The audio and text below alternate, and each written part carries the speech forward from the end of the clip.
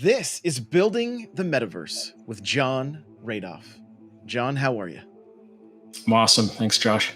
I'm so glad to hear it. We are going to be defining the metaverse today, and I'm going to just let you take it away.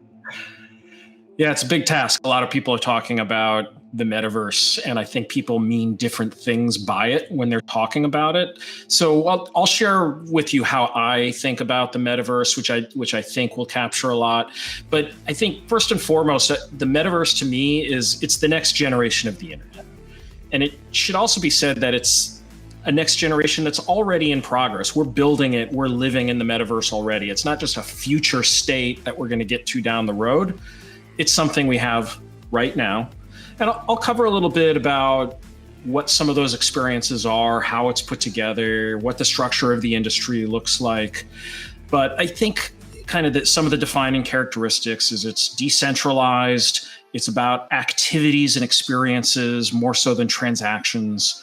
And it's really driven by this enormous number of creators that are making content, making experiences for the metaverse. So, that's the headline. I guess to move it into the language of the concrete, I think it's easiest for people to start thinking about the metaverse in terms of like, what does it do, right? So in terms of what it does, it's about having experiences, having activities to do. It's about being a person in a space, being yourself there. And that's a little bit different than most of the internet so far. So most of the internet, it's about transactions, it's about buying stuff, it's about accessing information, with one notable exception, which is very, very relevant to how I think about the metaverse and how it's going to continue to proceed forward, which is games. Right? Games are an activity that we've had in the metaverse for quite a few years now.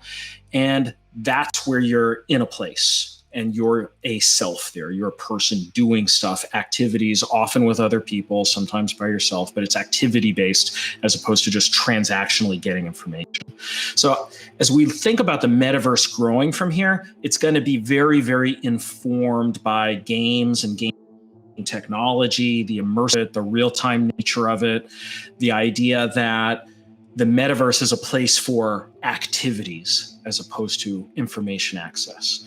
And that leads to a lot of things that you can do. Of course, games, which I've already mentioned, is going to be a big part of it. There's going to be more and more games. Games are a $200 billion industry today. It's going to be some multiple of that in the not too far future. But game technology continuing to inform a lot of what's happening in the metaverse, whether it's the third place for communities and social interaction, immersive social experiences that you have with your friends online, whether it's collaborating with people, Zoom conferences, real-time work, learning, training. That's going to be a big part of it. But also just even the way we traditionally use the internet is going to be transformed by it. So the things that are informing you or telling stories, experiencing stories, escaping, that's going to be a big part of it as well. But increasingly supported by real-time technology, immersive stuff, and being in places and spaces is a big part of where the metaverse goes next.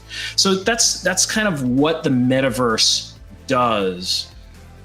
I think you can reduce out of that a few of the properties of the metaverse, like how do we define like the features that support those kind of experiences.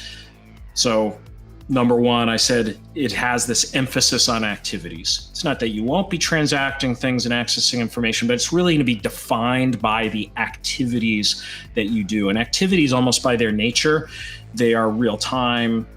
They're things you're doing as opposed to an asynchronous activity where you're just accessing information that could have been done in any order. They're in immersive places, which means it's everything from worlds and virtual worlds that you access through 2D devices to virtual reality, to augmented reality, which is essentially the metaverse bleeding back into the real world that surrounds us. You're going to have linking and embedding of this content. So the internet was built on the premise of linked and embedded content, first with the original domain name system that linked all these internet services together, and then the World Wide Web that built upon that. It was the idea of having information resources that were linkable and embeddable with each other. Now you'll be able to have linked and embedded real-time systems and content. So what goes along with that is really this exponential rise in creators, which I think is another feature of the metaverse. So for years now, we've made it easier and easier for creators to craft the more transactional aspects of the internet. So making a web page with blogs and wikis and website creation tools, or making an e-commerce experience a lot easier, like Shopify, for example, makes it very easy today for anyone really to launch a shop online. But that was the transactional phase of the internet. The metaverse being much more activity centric, it gets harder because we're talking about crafting spaces and experiences, and 3D graphics becomes part of it, and real-time connectivity between people and social interactions really adds a lot of complexity to crafting these experiences. So that's requiring a whole new set of tools to help creators make stuff for these spaces. And many of these tools are coming along already, and we can talk another way about the metaverse, which is the layers and the technologies, or essentially the industrial structure around the metaverse that's making this possible. And if I jump to this graphic that I've put together, which is this onion diagram of the 7 layers of the metaverse, I think of it as experiences at the top, or the outside of the onion, which is, again, that's what people do with the metaverse. That's why someone would care about the metaverse. Everything else really just supports it. And I talked about games, immersive social experiences, the way shopping and immersive theater and esports and all these other things are going to be transformed by the real-time nature of the metaverse and the immersiveness of the metaverse. Below that experience layer, there's a whole bunch of other things that makes it all possible. So right under experience is the discovery layer. So this is part of the metaverse as well. And that's everything that helps someone discover the experiences that they're going to have. So that's everything from curated portals that give you the lists of things that you could consume, ad networks that lead you to the next thing that you might want to try, all the forms of curation, ratings, stores, agents that are going to recommend things to you. That's the discovery layer, and that's very, very important. Otherwise, people aren't going to find much of anything on there other than what their friends might tell them, which, of course, itself is a really important part of discovery. And there's things that will, in fact, support the word of mouth nature of metaverse experiences. But that discovery layer is the second piece down under experience. So what I was mentioning on a few minutes ago was the creator economy layer that sits beneath that. So to really enable all this content that we're going to be experiencing in the future, the creator economy is everything that makes it easy to go direct from imagination onto people's screens and devices. So already there's a lot of technologies that support that, certainly for 2D graphics. That's everything Adobe has been doing for years, for example. And then there's now a lot of 3D technologies as well that allow the creation of the front end of that experience. So that's Unity, Unreal, everything that supports that ability to create that immersive content that people are experiencing. But it also includes everything that's below that as well. So, for example, my own company, Beamable, is in the business of creating all that business infrastructure that helps you create a business around this online game or immersive content that you've been creating in Unity. And there's a whole host of companies that are attacking different parts of the puzzle, whether it's managing virtual goods economies or creating even AI technologies to support parts of that. That's the creator economy that enables millions and millions of people to create the content and the experiences of the metaverse. Below that, you've got spatial computing, which I think of as the software layer that supports a lot of the immersiveness. So it's not the creative tools, it's the stuff that the creative tools are built on top of. So that also includes, Unity and Unreal, the 3D environments, what they call 3D engines. It's, VR, AR, AI technologies for things that'll enable the interactions you have in these spaces. It's the multitasking user interfaces, like all that, cool stuff inspired by like Minority Report, augmented reality interfaces, for example. You're going to see more and more of that, just enabling the multiple layers and data feeds that are happening within the metaverse. Below that, decentralization, very, very important fundamental concept that the internet was built on. So the domain name system that I mentioned earlier, the domain name system was one of the earliest forms of decentralization on the internet. It allowed different domain names and services to be deployed on the internet that could connect to each other and operate within one internet, but without a central authority. Well, over time, that has been expanded to include other things, such as the World Wide Web is essentially decentralized. Blockchain technologies for the exchange of crypto assets is very fundamentally decentralized for most applications of it. Cloud computing has allowed decentralization of the computing infrastructure in certain ways. So decentralization, very, very important part of the way this stuff is actually technically built.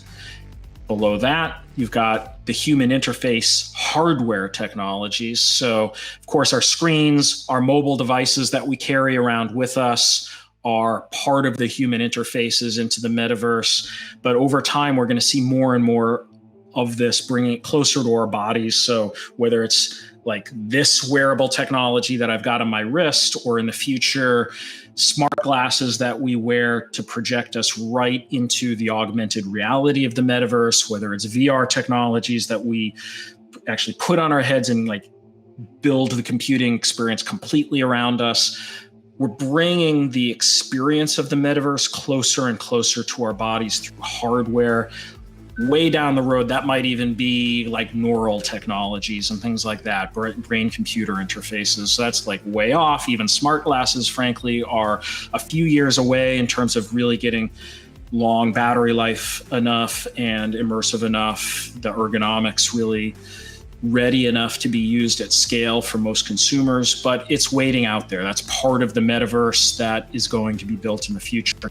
And then at the very core of this, in the 7 layers, the metaverse, the infrastructure layer. So everything that we're actually talking about here requires higher and higher speed semiconductors, smaller and smaller chips, higher speed networking. Of course, 5G, which a lot of people talk about, but 5G is just one step on the way to 6G and much faster speed networks. It's about the transformation of the cloud, not only to a bunch of big cloud computing resources that you can get access to, but pushing it further and further out to the edge. So edge computing will be down the street to in your house to maybe even just in your pocket, right? So the smart glasses I was talking about might actually just talk to a very powerful device that sits in your pocket so you don't have to wear it on your head. It's all of that stuff. It's batteries, it's things like that that enable the metaverse to be a bigger and bigger part of our lives. So that's the 7 layers of the metaverse. And then another way you could talk about what the metaverse is who are the companies that are building it. So I put together this market map that characterizes many of the companies that are already building it. And of course, there's many, many more. People tell me about more companies that I've got to add to this all the time. And I'll continue to update this regularly with more companies. But this metaverse market map is just a way to make some of what I've just described somewhat tangible, in that you can start to think in terms of who are the companies that are building at, say, the experience layer. So certainly, people like Epic with games like Fortnite or Niantic, they're building experiences that are very much part of the metaverse. Right now, you can experience the metaverse today, but that is not the metaverse. Those are individual metaverses that make up this whole, what I sometimes call the multiverse of metaverses that are going to exist. You've got companies like my company, Beamable, or Unity, or Epic that are building that creator economy. So this is just kind of a roadmap of some of the companies that are already investing heavily in it. And of course, some of the large big tech companies like Microsoft and Facebook and whatnot are really occupying many tiers of the market already. But to sum it up, really, the metaverse is the next generation of the internet, and it's going to have real-time experience, activities that you do, and it's very much powered by this decentralized network of creators that are going to be going direct from the imagination right to the screen and right to your experiences. That's the metaverse. John, thank you so much for taking the time today to share this information and defining what the metaverse is. Yeah, I had a lot of fun. I love talking about the metaverse, and I'll be talking about it a lot more. I think one of the things you're going to see as I talk about things is just how important games are, not just as entertainment, but games are going to inform everything that's built in the metaverse for like the next 20 years. Thank you so much for listening to Building the Metaverse with John Radoff. For more information on the metaverse, head over to jradoff.medium.com to check out all of John's articles. If you want to jump into the conversation about the metaverse, connect with John on Twitter @jradoff.